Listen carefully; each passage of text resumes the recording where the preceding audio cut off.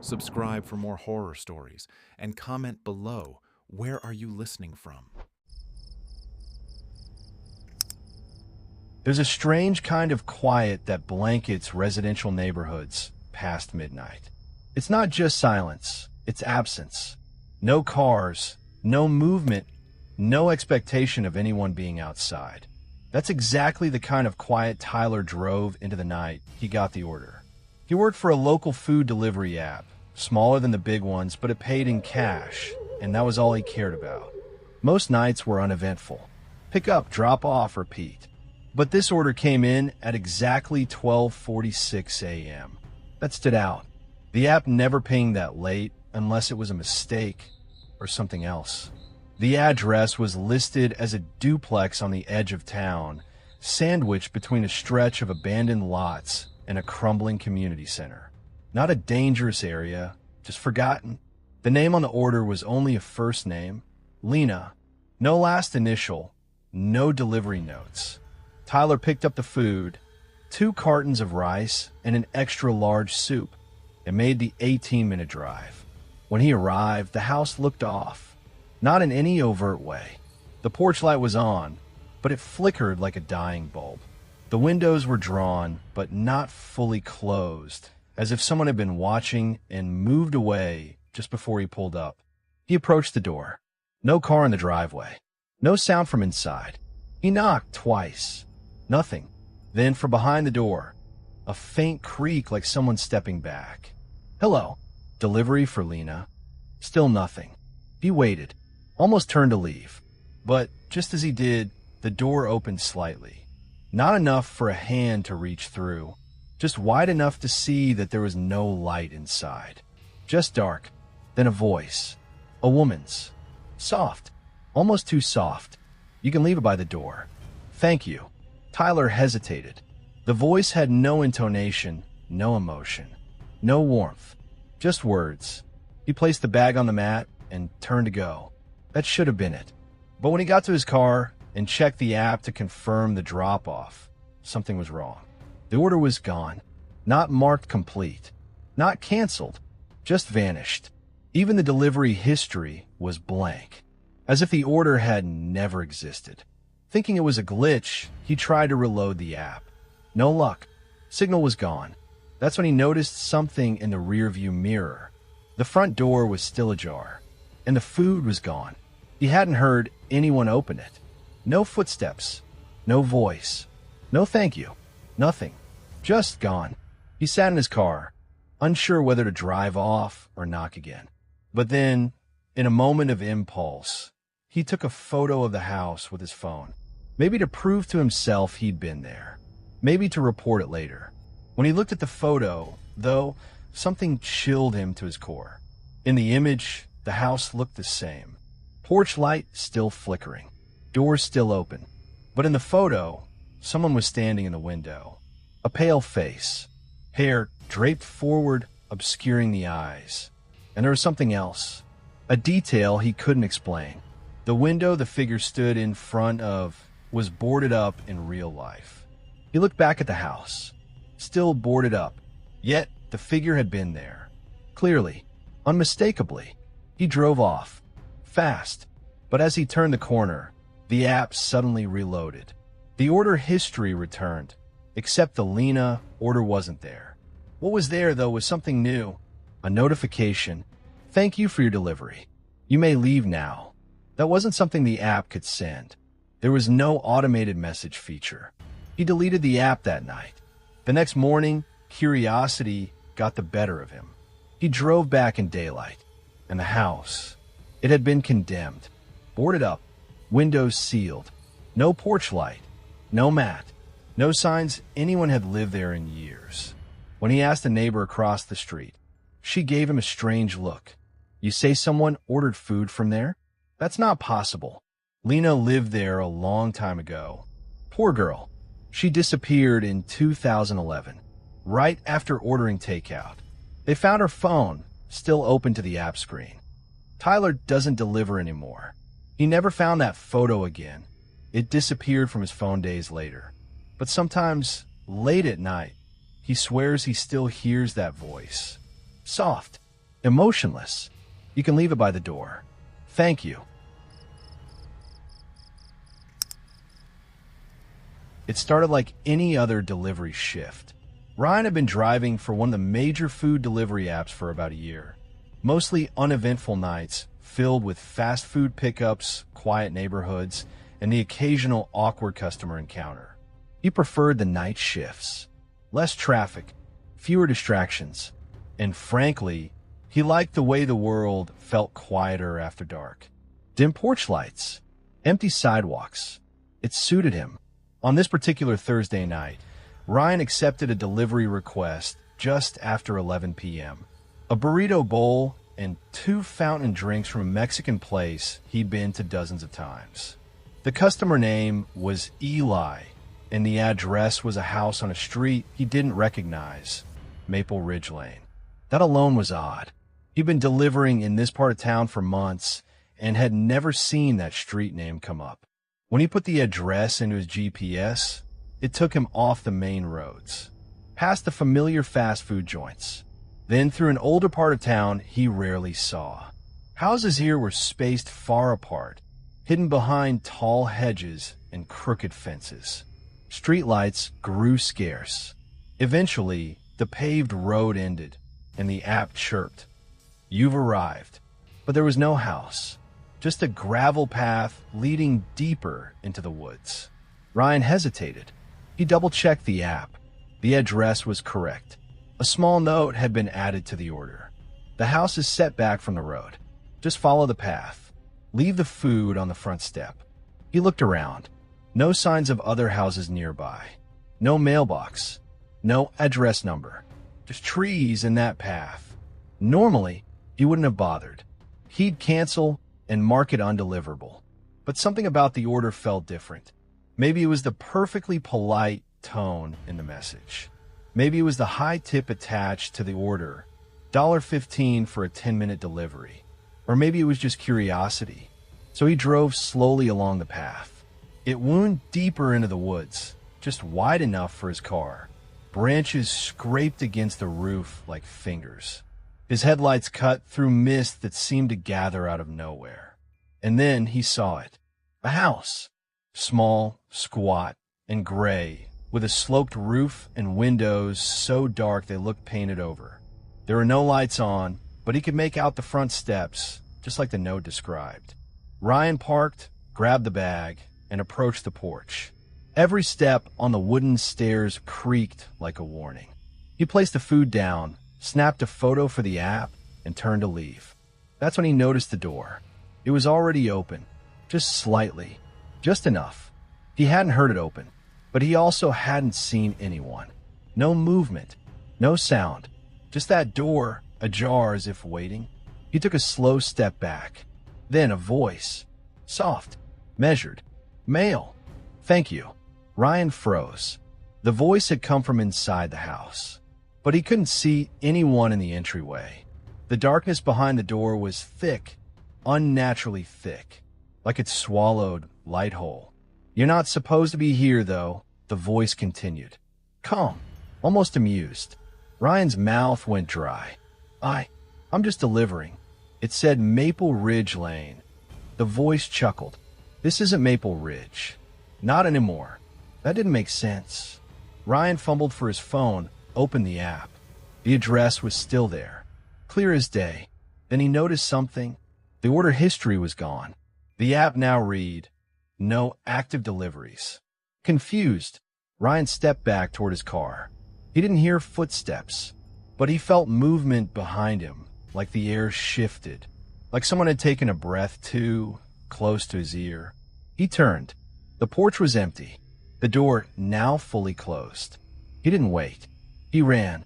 The drive back up the path felt longer. The trees seemed denser. The mist refused to clear from his windshield.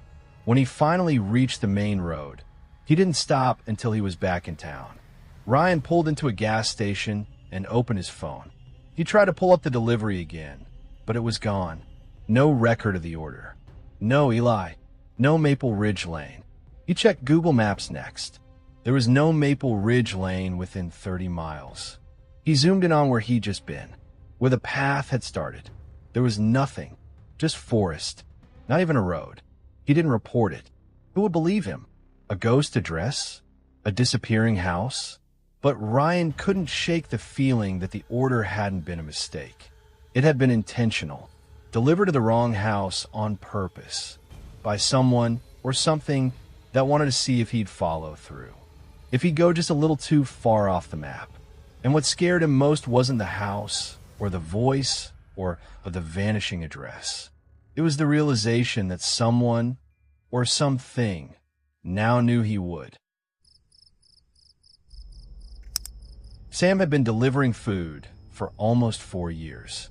It wasn't glamorous, but it paid the rent. He worked mostly nights, less traffic, better tips. But more than anything, it was quiet, predictable, until the night he got the order to apartment 2B.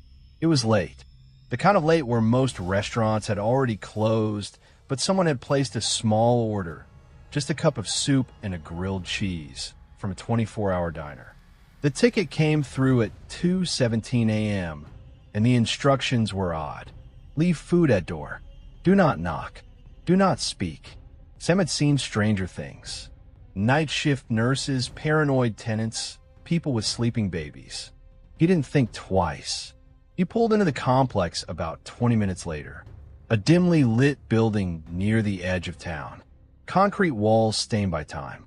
A flickering hallway light buzzed above the second floor. He climbed the steps. Apartment 2B was at the far end.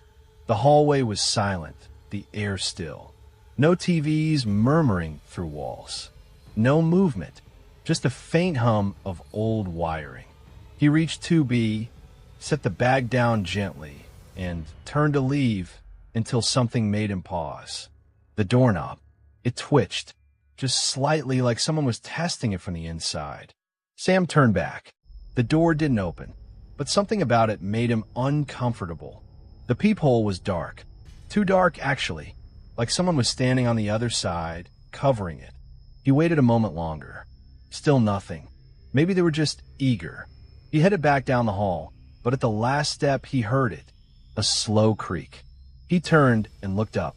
The door to 2B had opened about 3 inches. The food bag was gone. He never saw a hand reach for it.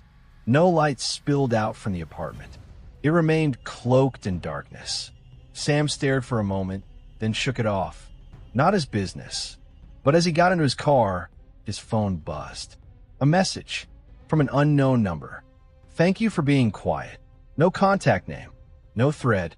Just that one message. His stomach sank. He looked back at the building. All the windows were dark, except for one, directly above the door to the complex. Apartment 2B. Someone was standing there, just barely visible, watching him, head tilted. Still, he drove off quickly, trying to convince himself it was just a coincidence. Maybe the system gave out his number. Maybe it was someone pranking him. But when he got home, things got worse. He walked through the door and set his keys down, heading to the kitchen. His roommate wasn't home, hadn't been for days. But on the counter sat a white paper bag, a grilled cheese, and a cup of soup. He didn't touch it. He checked the timestamp, printed just an hour earlier. He checked the receipt. It had his name, and the delivery address was correct. But the order wasn't made through any app. It wasn't tied to any of the platforms he worked with. It didn't exist in his system. Sam threw the bag out and tried to sleep, but sleep didn't come easy. That night, he heard a knock at his door. 3 knocks. Slow. Measured. He waited, didn't move. After a minute, his phone buzzed again. I didn't say you could knock. No number. No contact. Just the same void message as before. Sam looked through the peephole. No one was there, but taped to the door was a note. Small. Folded. He opened it slowly. Inside was just one sentence.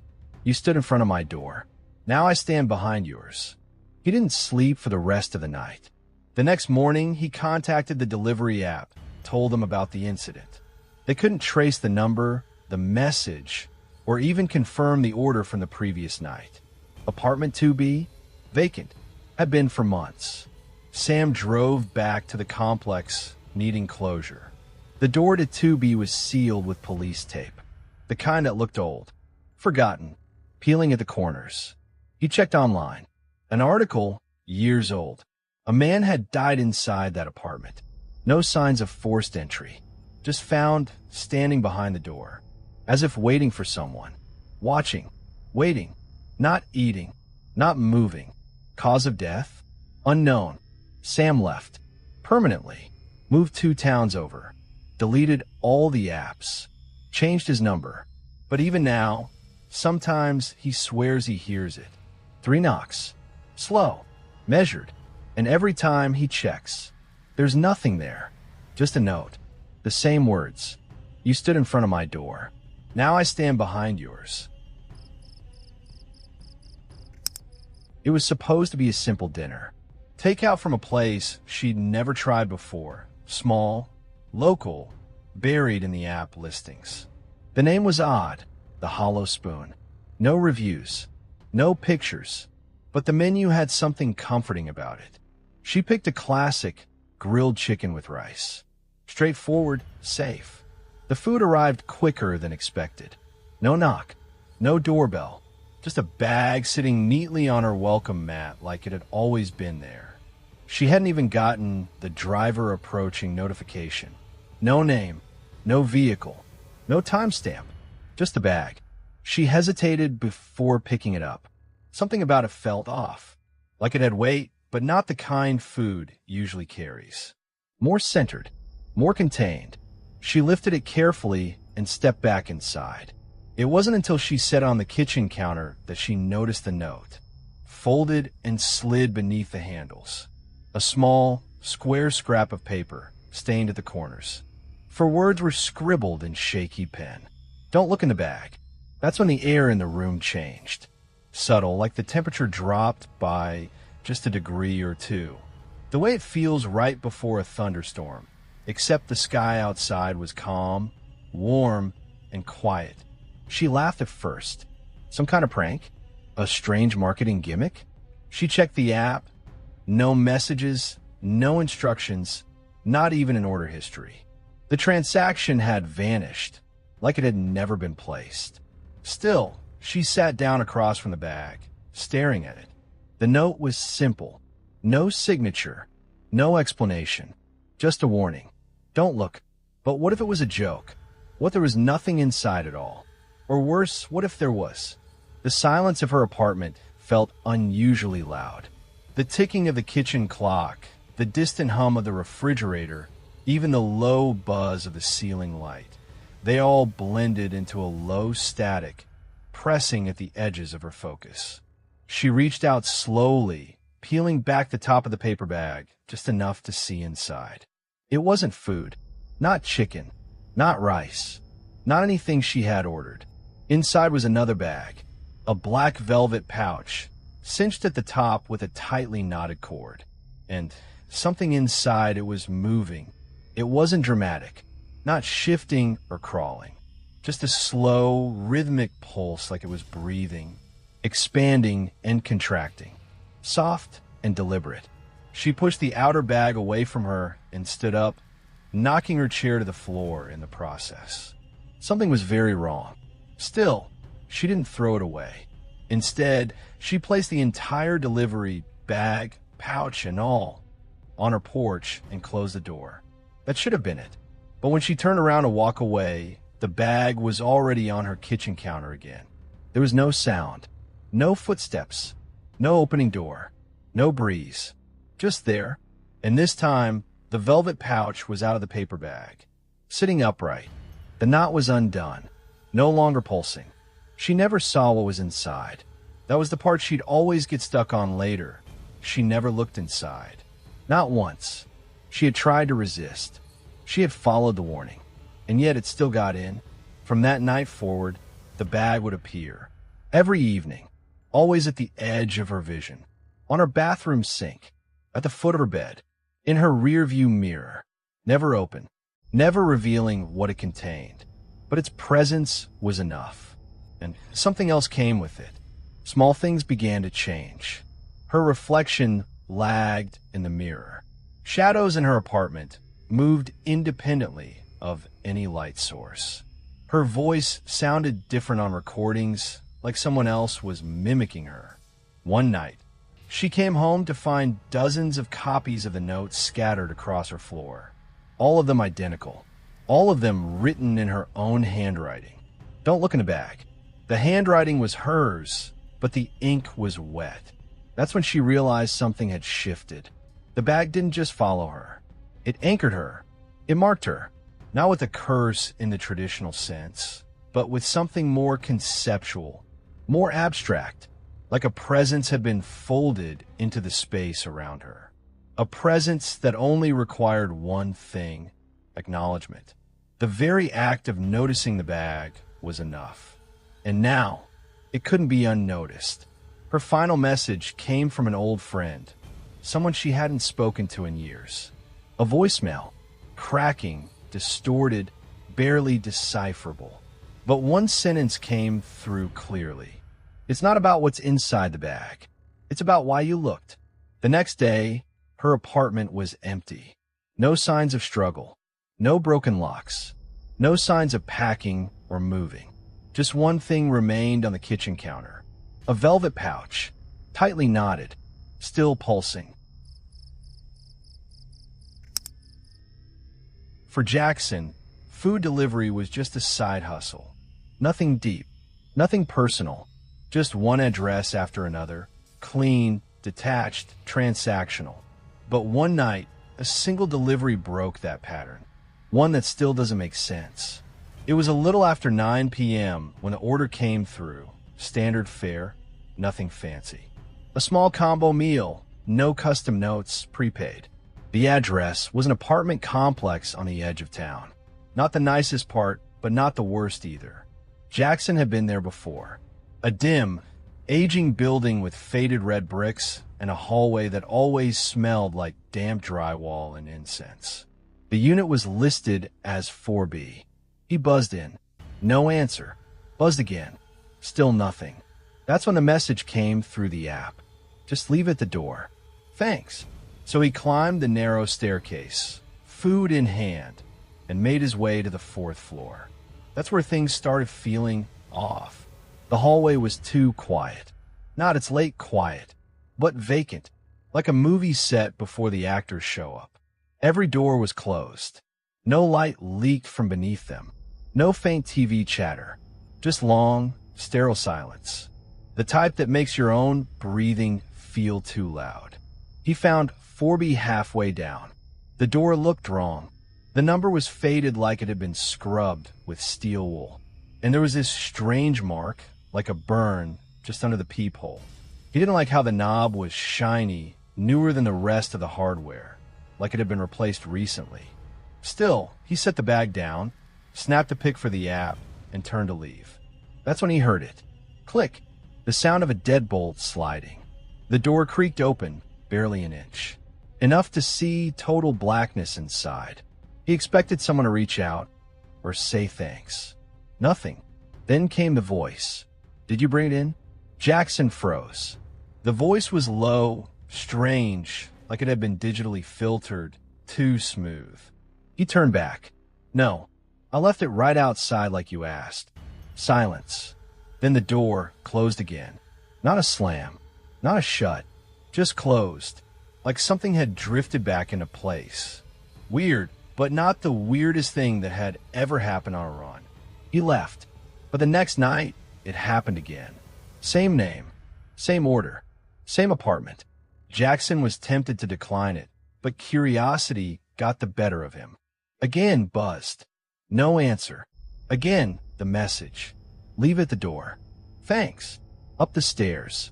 Same sterile hallway. Same lifeless stillness. But this time, something had changed. He noticed the light bulb above 4B was flickering. Dim, cold light blinking every few seconds. It hadn't been like that before. And the door? Still damaged. Still burned. But now, there were scratches around the edges of the frame. Dozens. Like fingernails dragged over it in panic. Some are fresh, with still curled outward. Jackson didn't knock. He set the food down and backed away. Click. The door opened again. And this time, a hand slid out from the gap. Pale, too long, with fingers that moved unnaturally slow, like they were underwater. It rested on the bag, paused, and then retracted with it into the dark. Still no face. Still no words. Back in his car, Jackson finally checked the delivery history on the app. It showed the customer name, T, Lively, and a short note. Repeat customer. Preferred contact, text only. He tapped into the support chat. Just curious, has this guy ordered from anyone else? The response took a while. No recent data found for user T, Lively. Account inactive since 2021. Jackson stared at the screen. The order had just come through. There was no mistake. He delivered to that apartment twice now. And the name, he knew it. It bugged him. He started searching old articles. Fulham, obits. He found on a local crime blog. Tucker Lively, age 29, died in 2021. Found in his apartment. Starvation and suspected psychosis. Door was deadbolt from the inside. No signs of forced entry. Food containers lined the floor, unopened. The address, apartment 4B. Same complex. The story got worse. Neighbors had reported hearing him argue with someone late at night. But he lived alone. They said it went on for weeks. Until it didn't. By then, the smell had started. After that, the unit was cleared and marked vacant. Officially, but someone or something was still ordering dinner. Jackson never went back. He marked the address as unsafe on the app and declined every order after that, no matter the payout. But sometimes he still sees the name pop up on the delivery screen while driving past that part of town. T, Lively, leave at the door. Thanks. And sometimes he wonders what would have happened if he had stepped inside. Derek had been delivering food for nearly 6 months, mostly for side income, mostly at night. The pay wasn't great, but the quiet, empty roads helped him think. That night had been unusually slow. Rain scattered across the windshield like static, and the streets were glossed in that dim amber glow only cheap sodium lamps could provide. It was almost 3 a.m. when the final order popped up. 1 burger, 1 drink. No contact delivery. Paid in full. The kind of easy wrap-up to the night Derek silently appreciated. The address? A small duplex tucked in an older part of town. He'd never been there before. The GPS struggled to locate the place at first, rerouting several times as he drove deeper into a part of the neighborhood that seemed stuck in time. Cracked sidewalks, flickering streetlights, and houses with chipped paint that hadn't seen maintenance in years. When he finally found the duplex, only 1 unit had its porch light on. The other was completely dark, window blinds drawn tight, like someone wanted to shut the world out. Derek parked, grabbed the bag, and jogged through the rain to the porch with the light. He set the bag down carefully, knocked once out of courtesy, then turned to leave. But before he could step off the porch, the door creaked open. There, standing in the doorway, was a man. Mid-30s, average height, completely bald, wearing what looked like a vintage hotel uniform. Bright red, faded gold trim, oversized brass buttons. Something about the outfit felt out of place. Not like cosplay, more like it wasn't meant to be worn anymore. The man didn't say a word. He just stared at Derek with an almost childlike curiosity, eyes wide and unblinking. And then he smiled. Not a warm smile, not even a creepy one at first. Just wrong. Too wide, too fixed, like it had been practiced, like he didn't actually feel it. Hey, food's right there, Derek said, stepping back. Still, the man said nothing. He just took a slow, deliberate step forward, that same frozen smile plastered across his face. The light behind him flickered once. Derek glanced at the bag to double-check the order, tried to escape the growing discomfort in his stomach. But when he looked back up, the man was gone. No sound, no door slam, no movement, just gone. Derek froze, staring at the now wide-open doorway. The light inside flickered again, then steadied. Silence. Not even the sound of rain anymore. He backed away, got into his car, and drove off without even confirming the delivery. The unease sat with him the whole ride home. The next day, he reported the incident to the app, not as a complaint, just an anomaly. The support rep was polite, but confused. "That address doesn't show any completed orders," she said. "Are you sure you delivered there?" Derek sent her a screenshot. The app showed the delivery as completed, time-stamped at 3:02 a.m. The customer name was listed as guest account. No rating yet. "Probably a glitch," she said, though her voice dropped slightly. "We've had some weird ones lately with older addresses." Derek asked what she meant, but she quickly moved on, offered him a small bonus for the trouble, and ended the chat. That night, unable to sleep, Derek found himself researching the neighborhood. The duplex in particular. The address led to an archived listing from 10 years ago. Photos showed the same building, the same chipped green door. But what stood out was the note at the bottom of the listing. "This property has been unoccupied since the 2013 incident. Entry prohibited by city ordinance." He dug deeper and eventually found a forum thread, abandoned, locked. A single post stood out. "I used to live near that duplex. One side was always empty. People who moved and didn't stay long. They all mentioned the same thing. A man in red, smiling, standing in the hall. Never spoke, just smiled." The last comment on the thread was from a deleted user. "Don't knock. He answers." Derek never took another delivery past 2 a.m. after that. And the following week, when he checked the app history out of morbid curiosity, the order was gone. No record. Nothing mistam, as if it had never existed. But in his photo gallery, auto-saved from the night, one image remained. A blurry porch cam photo of a man in red, standing completely still, smiling directly at the lens. Evan had only been driving for Grub Eats for about 2 months when he got the order.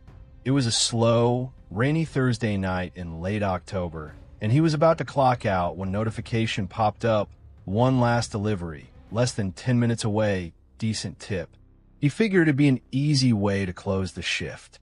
The address was out near the edge of the city, where the roads began to stretch out into long patches of farmland and scatter houses that felt like they belonged in another time.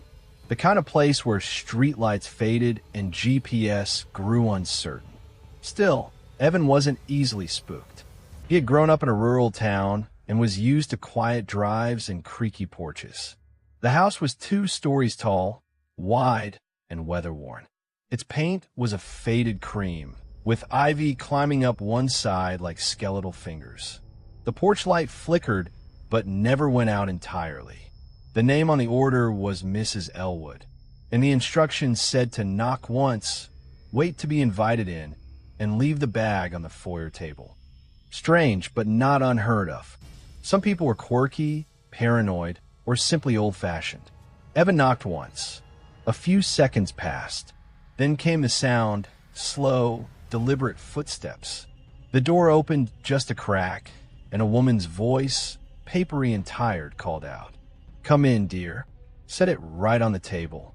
"I'm just in the sitting room." He stepped inside. The house was cold. Not the kind of cold from lack of heat, but the kind that seemed to come from the walls themselves. Dust swam in the air like tiny ghosts, and the lights inside flickered with the same irregular rhythm as the one on the porch. He found the foyer table easily enough, an old wooden stand beneath a cracked mirror. He placed the bag down carefully. "Thank you, dear." The voice called again, softer this time. "Would you mind helping me with something in the basement?" Evan froze.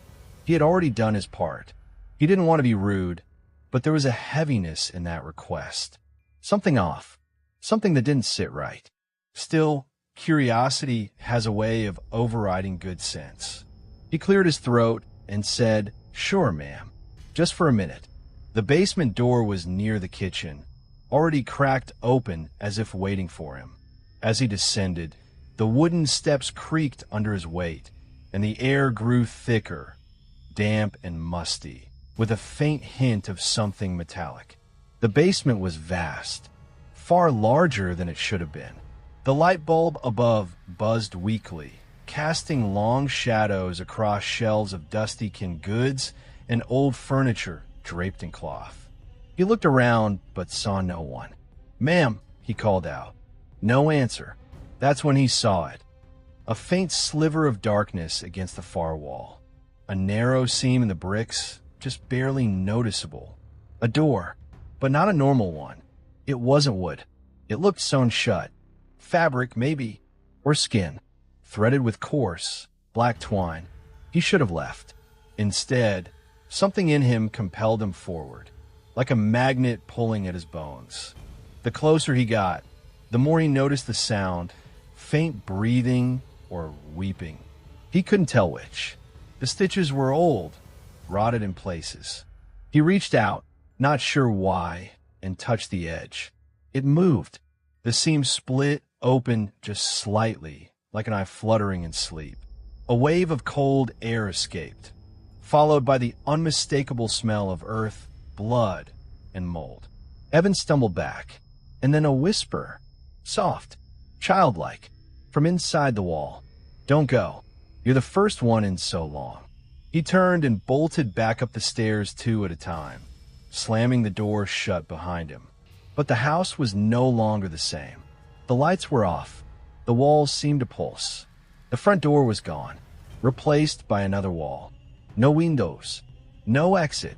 He ran back to the foyer, to the table. But the mirror above it was different now. Not cracked, not old, pristine. And in it, he saw not his own reflection, but hers. Mrs. Elwood, pale, unmoving, eyes sunken in mouth, sewn shut with the same black twine. She was standing behind him. He turned, swinging blindly, but there was nothing there. The house was silent, too silent. Then he heard it, scratching, not from the basement, not from the door, from the walls, all around him, as if dozens of nails were clawing from the inside out. The mirror showed them, hands, pale, bruised, clawing to get out. That was when the lights went out. 2 days later, another Grub Eats driver received an identical order. Same name, same instructions, except when he arrived, the house was boarded up. No lights, no signs of life. He left the bag on the porch, but as he turned to leave, he heard something. A knock. One deliberate knock from inside the house. He didn't stay to investigate. To this day, no one knows what's behind the stitched door in that basement, or how many helpers Mrs. Elwood has collected over the years. But every so often, late at night, a delivery app pings with her name, and someone answers, because hunger comes in many forms, and not all of them end at the doorstep. Darren was a part-time food delivery driver, the kind who'd pick up a few shifts after his day job just to cover rent. He never really had any strange experiences, just the usual occasional awkward customer or wrong address. That was until he started noticing something odd in the app's Q1 quiet Thursday night. It was a house, same street, same number, same order, same tip. At first, it didn't register. Darren had dropped food off at 421 Marlowe Street maybe a dozen times over the past month. The house was nothing special, small, gray, with a cracked porch light that never seemed to be on. The food was always prepaid. The instructions were always the same. Leave on front step. Do not knock. That night, as the address popped up again on his delivery app for the 3rd time in a single shift, he finally paused. "Someone's hungry," he mumbled to himself, accepting the delivery without thinking much of it. But when he pulled up to 421 Marlowe, something was different. There was no food on the porch, unusual considering the earlier 2 deliveries that night. Normally, the customers either brought the food in immediately or it was gone by the time he passed again. But now both bags were still there, untouched, lids slightly fogged from the heat. Darren hesitated, then placed the third order down next to them. It felt wrong, like stacking offerings on an altar no one worshipped anymore. He walked back to his car, started the engine, and that's when the notification hit. New order, 421 Marlowe Street. He stared at the screen. Same name, same order, same tip. That was impossible. He just dropped the food off. Was it a glitch?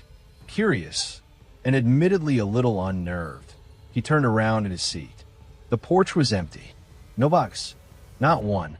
The 3 meals he'd seen just a minute ago were gone. All of them. He froze. A breeze pushed past his car, whistling through the cracked window. He reached out and locked his doors without thinking. The street was quiet. Too quiet. No lights. No sounds. No signs of movement inside the house. Then his phone buzzed again. Confirmed. Order received. Who received it? He hadn't seen anyone. No door opened. No one came out. He checked the delivery photo he'd just taken. It was gone. The image had been deleted. Back at the restaurant, he asked one of the cooks if they knew anything about the customer. The guy gave him a confused look. "We don't have a Marlowe Street in our system." "You sure that's where it was?" Darren checked his history. No deliveries to 421 Marlowe Street. Not just tonight. Ever. The address was gone. Completely wiped. That night, he couldn't sleep. He kept checking his app, refreshing over and over again. At 3:11 a.m., a new order popped up. His heart sank. Order 421 Marlowe Street. He accepted it. But this time, when he arrived, the house was dark in a way that went beyond lighting. It looked flat, like a painting in the distance. He stepped out of the car and heard a faint rustling, as if leaves were brushing against the side of the house. But there were no trees nearby. On the porch was a single item. Not food. A box. His name was written on the top in perfect handwriting. Darren. He picked it up slowly, like it might breathe. Inside was a phone. A cheap flip phone, the kind nobody used anymore. It buzzed the moment he touched it. "Deliver this to 421 Marlowe Street." No other instructions. Just that. He looked around. There were no other cars. No lights. No wind. He placed the phone back in the box and sat on the porch. He turned and walked back to his car. But when he looked at the street signs, they were blank. No names. No numbers. Just white, empty signs. And when he opened his app to navigate home, every delivery route led back to 421 Marlowe Street. Over and over. In every direction. Darren drove for what felt like hours. Every block looked the same. Every turn brought him back to that house. Until finally, just before dawn, his tank nearly empty, he found himself on a road he recognized. His street. Home. Exhausted, he parked and climbed into bed, not even bothering to undress. The moment his head hit the pillow, his phone buzzed. New order, 421 Marlowe Street. His phone screen flickered once, then again, and then it went black. The next day, Darren quit delivery altogether, deleted the apps, changed his number, even moved to a new city. For weeks, everything was quiet, until a letter arrived at his new apartment. No return address, just a piece of paper inside, with a message typed in the same perfect font from the flip phone. "We never cancel orders." Liam worked nights, not because he had to, but because he preferred the quiet, the stillness, less traffic, fewer distractions. He delivered food around his small Pennsylvania town, mostly greasy takeout, always to tired people, and almost never to anyone who looked him in the eye. It was a Thursday, late October, and the fog had rolled in heavy. One of those nights where your headlights catch more air than road. The kind of night that makes the whole world feel smaller, like it ends just a few feet ahead of your tires. At around 2:40 a.m., he got an order, an unusually large one. routed through a third-party app. A full Chinese dinner, but with no drinks. No tip. The address was 17 Miles Hollow Road, a place Liam hadn't delivered to before, but it showed up on the map, so he accepted. The pickup was normal. The restaurant, half lit and slow, handed him the bag in silence. But when he stepped back into his car and placed the bag in the passenger seat, he felt it. A weight, like someone else had just gotten in with him. He told himself it was nothing, just the fog, the hour, the heaviness of the food. He started driving. Miles Hollow Road curved along the outskirts of town, where the streetlights thinned out and the trees pressed in. As he turned onto it, his GPS froze for a moment, then resumed. That's when he checked his rearview mirror. There were eyes, not headlights, not reflections. Eyes, human, wide, unblinking, right there in the back seat. He slammed the brakes, whipped around. Empty. Back seat, clear. Doors locked. Windows up. And yet, when he faced forward again, his hands shaking now, the rear view was tilted slightly higher, as if someone taller had looked through it right before him. He fixed it, started driving again. Faster this time. Just get to the drop-off, he told himself. Just finish the run. The address, 17 Miles Hollow, ended up being a narrow driveway that led into woods. No mailbox, no porch light, just a gravel path vanishing into black. He stopped at the end, unsure. Normally he'd call the customer, but this order had no number listed, no option to text, no special instructions, nothing. He was about to cancel it, mark it undeliverable, when his dome light flickered. Then his radio clicked on. White noise. No music. No station. Just static. Then whispering. Not loud. Not clear. But definitely there. He turned it off. Sat frozen in his seat. And then, knock. From inside the car. From the back seat. He didn't turn around this time. He didn't want to. Instead, slowly, he reached for his phone to turn on the camera. He lifted it, using the selfie lens like a mirror, holding it over his shoulder. There was nothing, except, in the reflection, the plastic food bag in the passenger seat was open. Half empty, noodles spilled across the vinyl. Something had been eating, but when he looked at the bag with his own eyes, physically turned toward it, it was sealed, tidy, untouched. The GPS pinged. Destination updated. He glanced at the screen. New address. His own apartment. He dropped the phone, slapped the gear into reverse, and drove. Fast. Furious. Out of the woods. Back toward any sign of life. He drove until the fog lifted. Until the trees cleared. Until he saw another car. By the time he stopped in a parking lot by a gas station, he couldn't even remember the customer's name. He checked the app. The delivery was gone. Vanished. No record of it. No proof he ever picked up the order at all. Except for one thing. The passenger seat was smeared with a thick, greasy handprint. But it wasn't his. He cleaned it. Deleted the app. Took a few days off work. But every now and then, especially on foggy nights, Liam swears he sees something in his rear view. Just for a second. Eyes.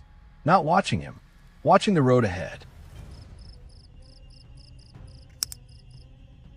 Trevor had worked for nearly every delivery app out there. Doordash, Uber Eats, Grubhub.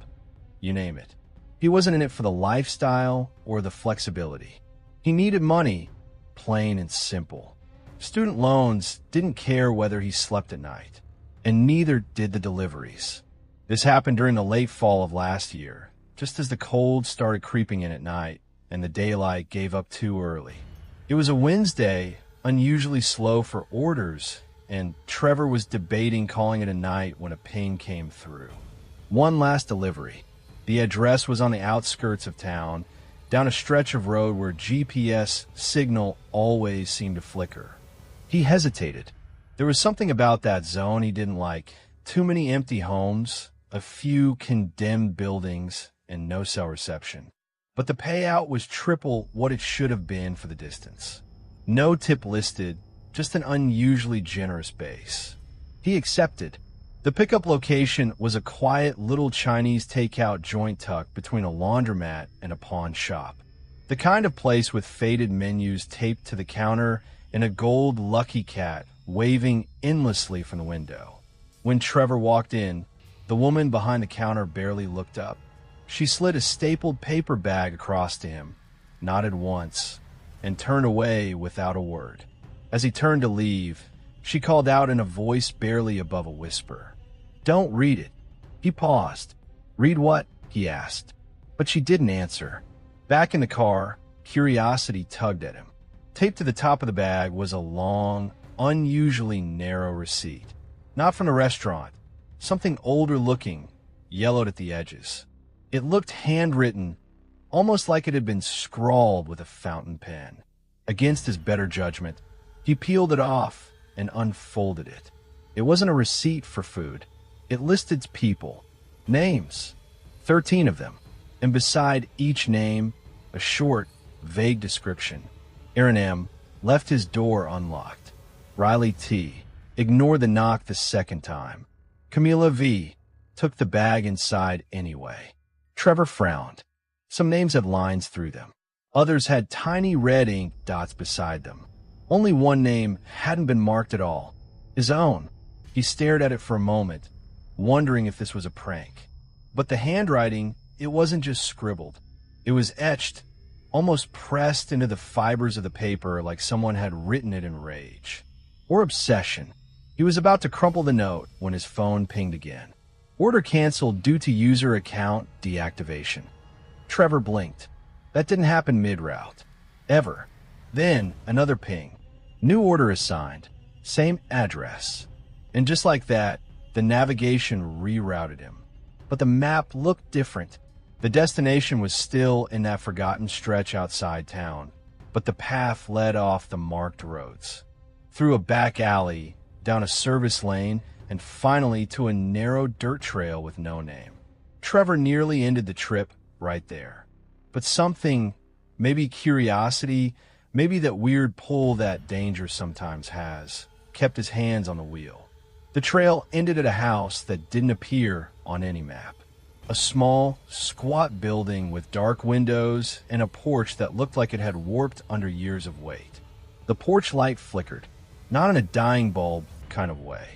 It flickered in patterns, like it was blinking. Trevor stepped out with the bag.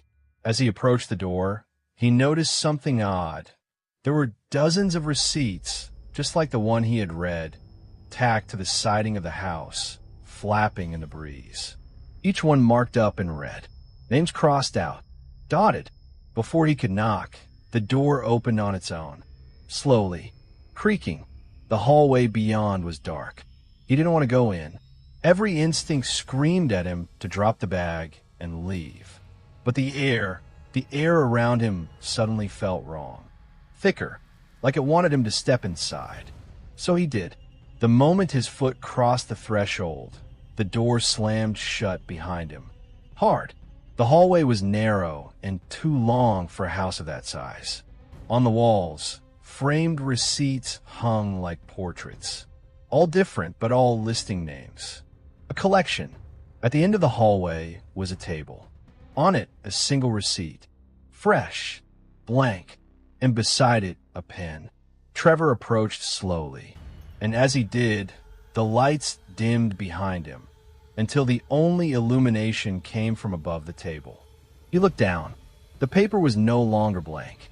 It had started writing itself, line by line. Trevor H. Read the cursed receipt. Trevor H. Delivered to the 13th house. Trevor H. Stepped inside. He dropped the bag, turned, and ran. But every door in the hallway was now a wall. The corridor didn't end. It just looped. The house was changing, shifting, folding in on itself like it was alive and aware that he was trying to escape. When he turned back, the table was gone. In its place was another receipt. This one only said, Trevor H. already delivered. The next thing he remembers is waking up in his car. The bag of food still in the passenger seat. No receipt. No sign of the house. Just an endless dirt trail behind him and a sick feeling in his gut. He never went back to that side of town. Never found that restaurant again. And the app? It locked him out completely, as if his account never existed. But sometimes, in the quiet moments, Trevor swears he sees something stuck to the inside of his windshield.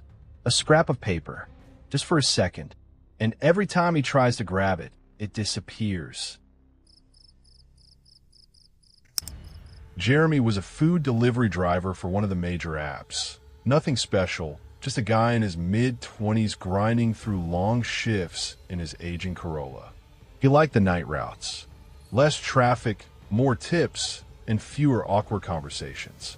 The silence was nice. At least it used to be. This started on a rainy Thursday night. One of those cold, late autumn storms that clings to your windshield like grease. Around 11:40 p.m., Jeremy picked up a small sushi order from a place downtown. The address it was going to was weird, not too far but unfamiliar. A single cabin-style home on the edge of the tree line, technically still in city limits, but so removed it may as well have been the woods. As he pulled onto the gravel road, his cell buzzed with a message from the app. Do not knock. Leave the food at the door and confirm with voice. Confirm with voice? That was new. Jeremy figured it was one of those accessibility requests. Maybe the customer was visually impaired or unable to use the phone. He didn't think much of it. Just one more quirk in a job full of them. When he arrived, the house was dark.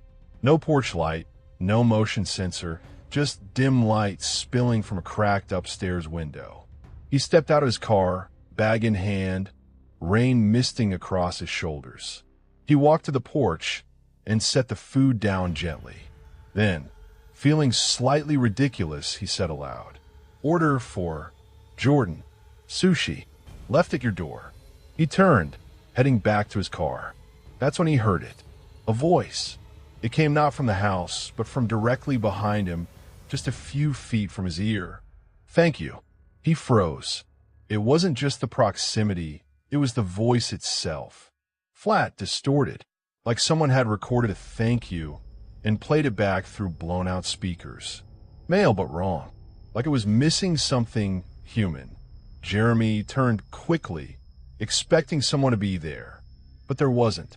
Just rain falling into dirt and leaves. The house was silent.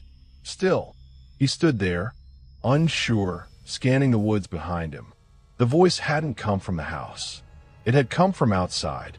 Close. Too close. Without another word, he backed up and returned to his car. Inside, the silence hit him again. But now it was different. Waited, like the air itself was listening. He locked the doors. As he pulled away, the app gave the usual confirmation ping. Order completed, payment processed. He glanced at the screen. A new message had been added onto the order history. Your voice has been accepted. He didn't remember that ever happening before. Over the next few days, Jeremy tried to shrug it off. Weird things happen on night shifts. Maybe it was someone in the woods messing around. Maybe the voice was real and it just sounded weird. Maybe. But then it happened again. Another late night order. Another isolated home. This time in a neighborhood under construction. A half-finished street with only one livable house. The rest were just skeletal frames of plywood and insulation. Same instruction. Leave food at the door. Confirm with voice. He hesitated this time, heart already thudding in his chest as he placed the bag down. He took a step back and spoke carefully. Order for Brian. Chicken shawarma. Left at your door. The silence stretched. Then, just like before, impossibly close. Thank you. Same distorted tone. Like a recording. Like a puppet made of static and breath. Jeremy didn't look back this time. He ran to his car and peeled off so fast he nearly tore the bumper. That night, he didn't sleep. He kept thinking about the voice. Not just the sound of it, but the wrongness. It didn't just sound unnatural. It sounded interested, as if mimicking him, practicing. By the third incident, Jeremy was ready. It was a week later. An order came through, different address, same instructions. He almost declined it, but curiosity had rotted into obsession. He accepted. This address was an old duplex near the edge of town, the kind of place that used to be someone's home, then wasn't, but somehow still existed. Jeremy brought a pocket recorder this time. He set the food down and spoke louder than usual. Order for Eric. Burrito bowl. Left at your door. He waited. The voice came again. Closer this time. Thank you, burrito, order voice. It stumbled, like a child learning to speak. Jeremy recorded it. Played it back immediately. Nothing. No voice. Just rain. His own words, then silence. He checked the app. Same message. Your voice has been accepted. Later that night, Jeremy tried to sleep. Around 2:13 a.m., his phone lit up. An incoming delivery request. No address. No restaurant. Just a black screen and one word. Speak. He declined. Turned his phone off. But the screen stayed lit. Another message appeared. Voice not declined. Voice accepted. His phone glitched and shut down. When he looked in the mirror across from his bed, he saw his own face. Pale, eyes wide, and then his mouth moved. But he hadn't spoken. The voice came again, but this time from him.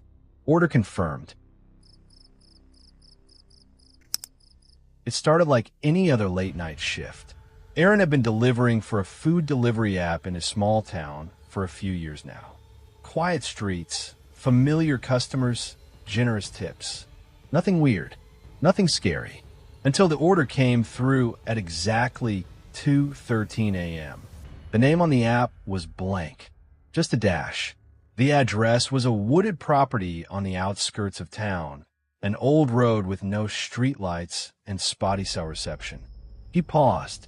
He'd never seen a request from that area before, but the pay was unusually high for the distance. $52 for a single drop-off. That was worth the drive. The food was already waiting for him when he pulled up to the 24-hour type place. One brown bag. No name, no receipt, no smell. When Aaron asked the employee who had ordered it, the man just shrugged and said it had already been paid for. No contact delivery, he added, as if that explained everything. Driving to the destination felt like descending into a tunnel. As he made his way past the main roads and into the wooded hills, the GPS began to glitch, spinning, rerouting, freezing. When it finally recalibrated, it pointed him toward a narrow gravel path leading through dense trees. At the end of that path was a house, or what was left of one. The structure looked long abandoned. Collapsed porch, broken windows, vines crawling up the walls like veins. No lights, no signs of life. But the pin on his map hovered over it. The app buzzed once. You've arrived. Leave order at the door. Aaron stepped out cautiously. The air felt heavy, like before a thunderstorm. He approached the crumbling steps and placed the food on the rotting porch boards. He turned to leave, then stopped. The front door, which had been closed, was now open. Just a few inches. Enough to see blackness beyond. He didn't hear it open. He didn't see it move. But something in him knew he was being watched. Trying to keep calm, Aaron walked quickly back to his car. He slid into the driver's seat and locked the doors. The app had already marked the delivery complete, but the bag was sitting in his passenger seat. His heart slammed against his chest. He stared at it, frozen. The same brown bag, untouched. No one had opened the door. No one had approached him. But the order had followed him back. He threw the bag out of the window and sped off into the night. By the time he reached his apartment complex, the adrenaline had worn off. Maybe it was a glitch. Maybe he never actually left the food. Maybe he hallucinated it all in the dark. Either way, he just wanted to get inside and forget the whole thing. He parked, locked up, took the elevator, and sitting outside his apartment door was the bag. It was upright, undisturbed, as if someone had gently placed it there and walked away. The brown paper was dry despite the dew in the air. No name, no receipt, Aaron didn't touch it this time. He stepped over it and went inside, bolting the lock behind him. He turned on every light in the apartment. The TV, the bathroom fan. He needed noise. Needed to drown out the silence pressing in from outside. At 3:13 a.m., his phone buzzed. A notification from the delivery app. Customer left a note. You forgot something. There was no contact number, no customer name, just a note. He turned toward his door. The bag was gone. He didn't sleep that night. In the morning, Aaron called support. They had no record of any delivery after midnight. No payment, no tip, no active accounts matching the blank address. It was as if the order had never existed. But the app still showed it in his history, marked complete. The final location ping? His own address. Over the next few days, small things started happening. The bag reappeared once, inside his fridge. Another time, he found greasy fingerprints on his bathroom mirror, though he lived alone. One night, he heard the unmistakable crinkle of paper right beside his bed. But when he turned on the light, there was nothing there. The worst was the phone call, a number with no digits, just blank spaces. When he answered, no one spoke, but he could hear something breathing, slow, steady, not human, not animal, something waiting. That night, he deleted the app, threw his phone in the trash, quit delivering altogether. But it didn't matter, because every night at 2:13 a.m., he hears a soft knock at his door. Just once, never twice. And when he checks the peephole, there's no one there. Just a brown paper bag, waiting. It started with a glitch. That's what Ethan thought, anyway. He'd been driving for over 7 hours. It was just after midnight, his usual cutoff, and he was about to log off the app when a new order popped up. No restaurant name, no customer profile, just the words, one final delivery, coordinates sent. He frowned. The payout was unusually high, $66.66. It felt like someone's idea of a joke. But he was tired. The road was quiet. He figured it was some off-the-grid rich guy throwing money at a weird order. People did strange things in the middle of the night. Ethan accepted it. The app rerouted. His screen dimmed momentarily, as if the signal had dropped. Then a map loaded. No street names. Just a winding gray line into an area he didn't recognize, ending in a blinking red pin labeled, "Deliver here." He should have canceled. Instead, he drove. The road stretched endlessly into rural backcountry. Trees grew denser. Houses disappeared. His headlights cut through fog that hadn't been there 5 minutes ago. The temperature dropped sharply. His phone screen showed no time. No signal. Just a map.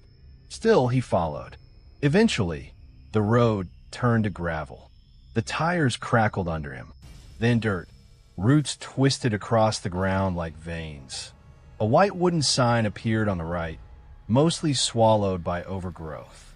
He slowed to read it. You've made it. No house. No structure. Just a clearing surrounded by trees so tall they felt like walls. At the center stood a single wooden table with a brown paper bag on top. No name. No branding. Just a note taped to the front. Bring it to the door. There was no door. He stepped out of the car anyway, expecting someone to appear from the shadows. No one did. He checked the app. The map had vanished, replaced by a black screen and a single blinking message. Turn around. He did. Behind him now stood a tall, crooked structure that hadn't been there a minute ago. It looked like a house, but wrong. Asymmetrical. Parts of it sagged like it had been built sideways. The windows were covered from the inside. The door, dark red and cracked, stood slightly ajar. Ethan's chest tightened. He didn't want to go in. He looked back at his car. The lights were off. The engine dead. He hadn't turned it off. The phone buzzed again. One last message. You said you'd deliver. Finish it. He picked up the bag. It felt heavier now. Wet. He didn't dare look inside. The grass leading to the house felt soft, like walking on moss or carpet.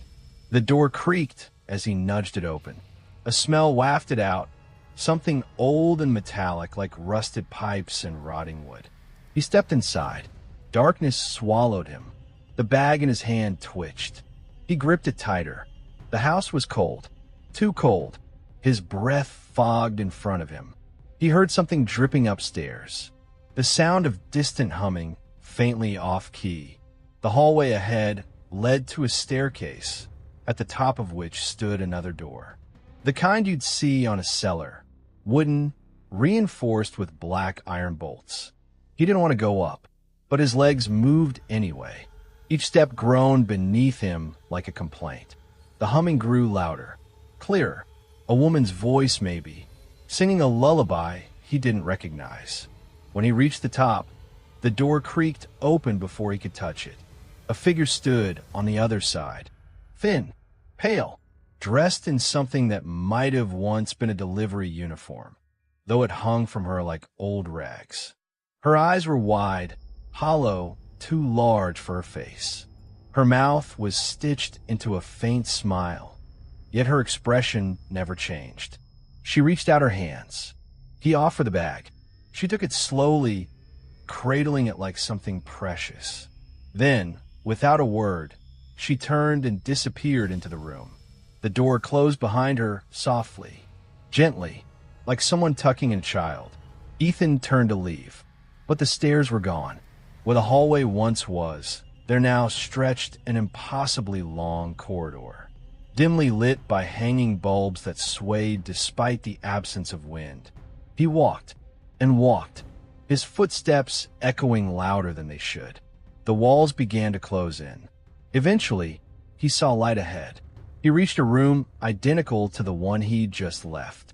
Another door, another note, this time nailed to the wall beside it. Another delivery. Do better. The paper bag was back in his hands. They say the app never logged him out. His phone kept sending location pings from places that don't show up on any map. Customers started getting strange messages from his profile. Just symbols, or timestamps from times that don't exist. Some say you can still accept his last delivery if you're online late enough, if you've been driving too long in the wrong area at the wrong time.